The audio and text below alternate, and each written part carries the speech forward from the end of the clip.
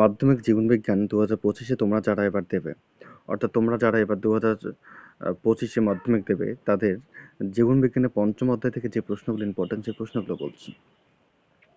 আমি বাছাইকৃত ইম্পর্টেন্ট গুরুত্বপূর্ণ প্রশ্নগুলি তোমাদের সামনে তুলে ধরছি, তোমরা এই প্রশ্নগুলো পড়বে। ঠিক আছে? আমি 100% শিওর, মানে তোমরাও একদম নিশ্চিত থাকো, 100% নিশ্চিত থাকো যে এখান থেকে ডেফিনেটলি কনফার্ম তোমরা কমন পাবে। ঠিক আছে? আমি বাছাইকৃত খুব গুরুত্বপূর্ণ প্রশ্নগুলি তোমাদের সামনে তুলে ধরেছি। তো পুরো ভিডিওটা দেখো, পারলে খাতা কলম নিয়ে প্রশ্নগুলোর উত্তর লেখার চেষ্টা করো। দেখো, পঞ্চম অধ্যায়ের গুরুত্বপূর্ণ প্রশ্ন 2 নম্বরের জন্য যে প্রশ্নগুলো ইম্পর্টেন্ট এখান থেকে দেখো, অভয়ারণ্যের দুটি বৈশিষ্ট্য লেখো, জাতীয় উদ্যানের দুটি বৈশিষ্ট্য লেখো, সুন্দরবনের পরিবেশগত সমস্যাগুলো লেখো, সংরক্ষিত বনাঞ্চলের দুটি বৈশিষ্ট্য লেখো, অ্যাসমার কারণ কি, ইনসিটু সংরক্ষণের গুরুত্ব কি, জীববৈচিত্র্য হ্রাসের কারণ কি, গন্ডারের সংখ্যা কমে যাওয়ার কারণ কি। ঠিক আছে? একটা কাজ করবে, তোমরা যারা এই প্রশ্নগুলোর উত্তর যেটা পারো, পারলে কমেন্টে লিখবে।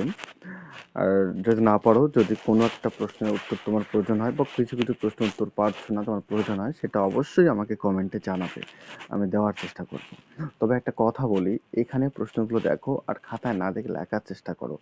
যেটা পারো বেশ ভালো, যেটা পারছো না ওটা তুমি দাগ দাও, তাহলে এতে তোমার সুবিধা হবে, একটা প্র্যাকটিস হয়ে যাবে। ঠিক আছে? দেখো, আমি ইম্পর্টেন্ট বাছাইকৃত প্রশ্নগুলো তুলে ধরেছি, কাজেই তোমার সুবিধা হবে, তোমার একটা ভালো দুর্দান্ত দারুণ প্র্যাকটিস হয়ে যাবে। দেখো, 3 নম্বরের জন্য যে প্রশ্নগুলো ইম্পর্টেন্ট এই অধ্যায় থেকে, বায়োলজিক্যাল হটস্পট কাকে বলে? ভারতের যে কোনো দুটি হটস্পটের সংক্ষিপ্ত বর্ণনা দাও। অ্যামনিফিকেশন কি? গ্রিন হাউসের প্রভাব উল্লেখ করো। সুন্দরবনকে বায়োস্ফিয়ার রিজার্ভ বলে কেন? ইনসিটু সংরক্ষণ ও এক্সিটু সংরক্ষণের পার্থক্য। অ্যাসিড বৃষ্টি বা অম্ল বৃষ্টির ফলে পরিবেশের কি কি ক্ষতি হয়? জেএফএম বলতে কি বোঝো? প্রজাতির বিলুপ্ত ঘটনার ক্ষেত্রে বিশ্ব উষ্ণায়ন ও জলবায়ুর যে পরিবর্তনের প্রভাব কি? মানুষ কিভাবে নাইট্রোজেন চক্রে প্রভাবিত করে? শব্দ দূষণের ক্ষতিকর প্রভাবগুলি লেখো। অভয়ারণ্য সংরক্ষণ অরণ্যের পার্থক্য লেখো।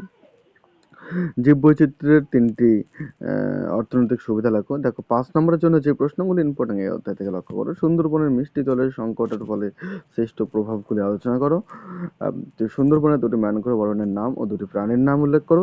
চিত্রের সাহায্যে নাইট্রোজেন চক্রের গুরুত্ব আলোচনা করো। এইখানে যে 2 নম্বরের যে প্রশ্নটি দেখতে পাচ্ছ তোমরা, এই যে লক্ষ্য করো, তোমরা এখানে নিচে যে প্রশ্নটা দেখতে পাচ্ছ, চিত্রের সাহায্যে নাইট্রোজেন চক্রের গুরুত্ব আলোচনা করো। Very very most important. উপরেরটা একটু দেখে নেবে, নিচেরটা খুব ভেরি ভেরি ইম্পর্টেন্ট।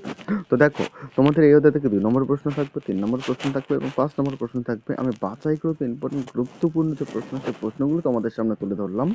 ঠিক আছে? তোমরা এগুলো ভালো করে পড়বে, আর পারলে এখানে দেখো আর খাতা না থেকে লেখো, এতে তোমার একটা প্র্যাকটিস হবে। আর কোনটা কোনটা না পারো ওটা দাগ দাও।